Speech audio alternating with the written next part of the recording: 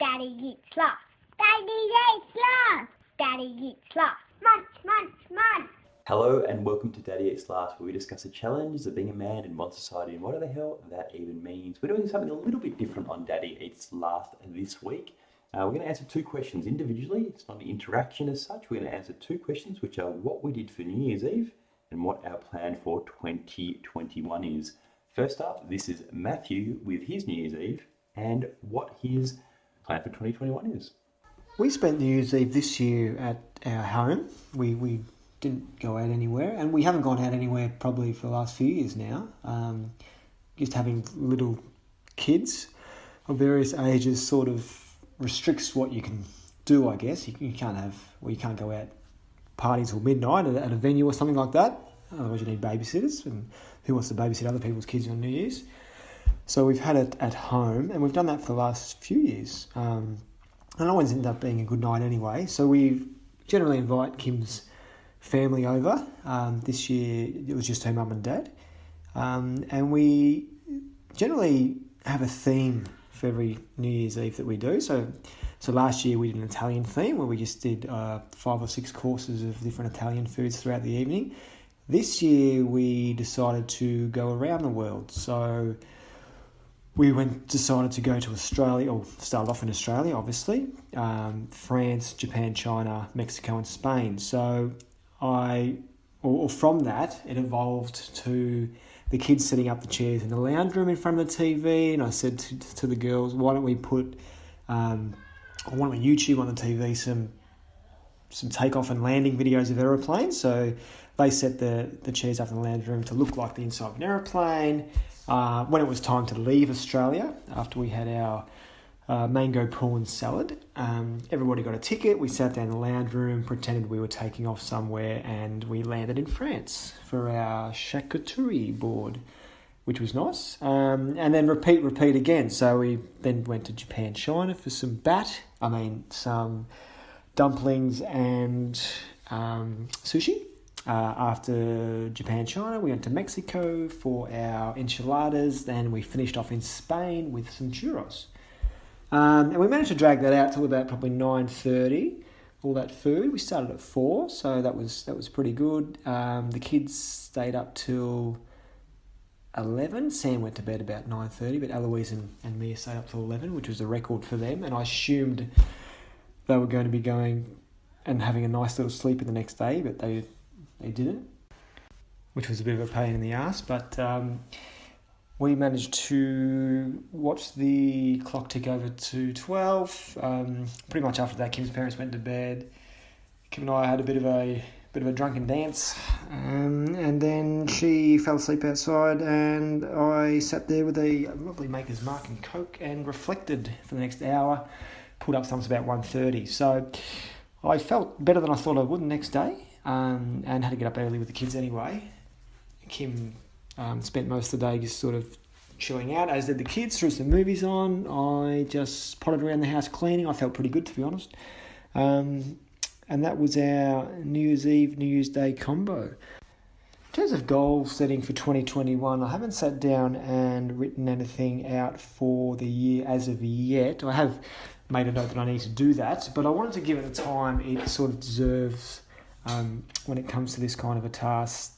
After realising a few years ago and listening to this podcast, or listening to you boys talk about the way you go about setting your goals, I really need to spend the time to work out what I want to achieve and how I'm going to go and achieve that. So I did actually look the other night at the goals I set at the start of 2020, and surprisingly I accomplished probably 75% of those.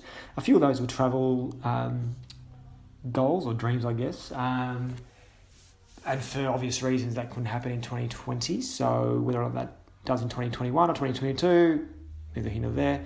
But those other goals I set in 2020, I was surprised that I managed to tick off a lot of those. And I think I didn't really check in during the year about those goals as much, and so that's why I think it was a bit surprising that I'd actually achieved so many of them.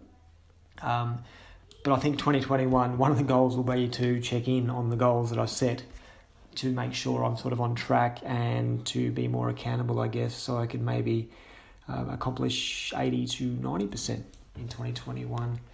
So I will do that in the next week. Kim and I do have actually a planning day in terms of the business side of things. So for 2021, we are going to be, or we've started renting an office space to get out of the house. And within that space, we are also going to be offering a hot desking sort of hub environment for the local area. So it's nothing huge. It's only going to be, five or so desks for rent, but we feel that having had to do that ourselves, that the area we live in doesn't really have anything like that. So we thought, why not? Let's have a crack. So that is very exciting. We've spent the last couple of days, or the last few weeks, I should say, planning and doing all that. So that's going to be keeping us busy. In terms of personal goals, I think I'll definitely be sitting down the next few days to work that out. And one of them, as I said, will be to check in more frequently on those goals. So that's pretty much it in terms of what we got up to the last few days and the next few days. So obviously school holidays are still going on. Got the kids, Kim's starting back at work next week. Sam's still off daycare until the 12th, I believe. So I'll be doing some activities with the kids next week. Then I'll be cruising back to work as well pretty much after that. We'll get the kids looked after by grandma a few days here and there so I can sit down and actually pump some work out. And then they're not back until the end of January. So I'll need to come up with more ideas for them to do so they don't cry boredom every 5 minutes. Happy days. So that's Maddie's New Year's Eve and goals for 2021. And now we'll hear from Ryan on his New Year's Eve over in London and what his goals for 2021 are. Good morning here from London, where we continue 2021 as we did 2020 in a COVID lockdown, with the situation not getting much better. But it was very nice to close out the year 2020. We closed it out over here with TK and I opening a good bottle of red wine, having some very well cooked steaks, and kind of playing restaurant for the evening, trying to make something of it in the four walls that we've spent far too much of 2020 and will continue to spend 2021 in. But looking forward to 2021 with a little bit of hope and optimism, with new vaccines rolling out, with things ever changing. But just the new year brings a little bit of a restart, a little bit of time to I guess, take stock and think about what you want to do for the year and what kind of goals are ahead. So for me, as I look to 2021, a big one is actually trying to turn this COVID thing into a positive, in that we've now got the ability, so many of us, to work remotely. I'd love to go and sit in Spain for a month this year and kind of go and immerse myself and do a little bit of a live-in in another country, being Spain this year, and practice the Spanish that I'm taking lessons for and really put that into practice. But I don't think that's going to happen anytime soon because, as I said, we're still in a pretty heavy lockdown over here, but I'm definitely hopeful that it'll happen in the second half of next year. And to climb Mont Blanc, which is what I wanted to do last year, is a big goal. And again, hopeful that come the summer over in the Northern Hemisphere side of the world, be able to head over to climb that mountain.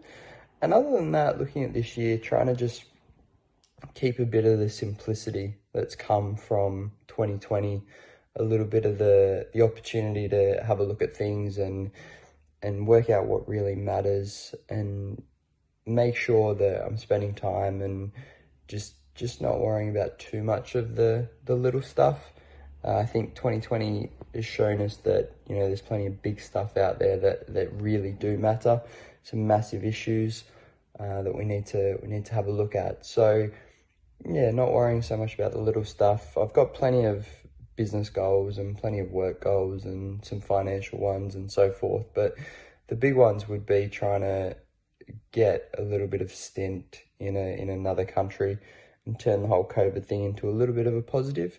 Climb that mountain and knock off a little bit of the business goals, some simple habits, improving some health-wise, like probably many people want to do this time of year, and really just keeping a little bit of that simplicity and clarity of what matters that's come from 2020. So hopefully 2021 turns out to be a much better year than 2020 for the world, and looking forward to it. And as for me, well, my son was born on the 1st of January, so every year is his birthday. So most New Year's Eves are spent getting ready for his birthday, albeit whether it's a party or just having people over or a cake or something, or blowing balloons. This time around, I was pumping up a boat, an inflatable little dinghy, which we could then take out on the water the next morning. Luckily, the weather was nice enough to allow for that. So also haven't had a drink for around 6 weeks now, so it's a pretty dry, sober and early New Year's Eve, given the little fellow's going to be up the next day for his birthday, which is always a delight. New Year's Day is a wonderful day. New Year's Eve, I've never had a lot of time for. I've had a couple of good New Year's Eves over the duration, but on the whole, they're generally a letdown. So going to bed early and being up and early on New Year's Day, for me, is always a bit of a win. I went for a run, actually, first thing in the morning at about 6:30. Funnily enough, I didn't see a soul while I was out. As for plans in 2021, well, as we've discussed before, I'm not much of a planner. I generally will have a couple of habits which I'd like to keep for a year or during the year, but I don't have sort of goals or plans which I make along the way. Whether this is good or a bad thing, it's held me in good stead so far. I guess there is one plan which is coming up on the horizon, which is coming to fruition, which I'd written down at the start of 2020. Which was to potentially sell the business which I've been operating for the last 5 years. So I think that will happen this year. So there'll be a bit of work to be done in the lead up to that. But I don't have any goals as such. Again, whether that's good or whether that's bad, I don't know. It's just how I've always done things. And like I said, so far, so good. I'm sure I'll put down something on paper at some point around a plan, especially if I do find myself some pockets of time after I sell the business. But until then, I might just enjoy life, because if 2020's taught us anything, it's things can change really quickly. Anyway, that wraps it up for this week on Daddy Eats Last. Remember to subscribe to Daddy Eats Last on iTunes if you haven't done already. And while you're there, please leave a review. Also tell your mates about the podcast, especially if they are guys. Most of all, thanks for listening. I'll be back next week for another episode, or should I say serving, of Daddy Eats Last. How's that for a dad joke? Catch you next week, and happy 2021. Bye-bye. Bye-bye.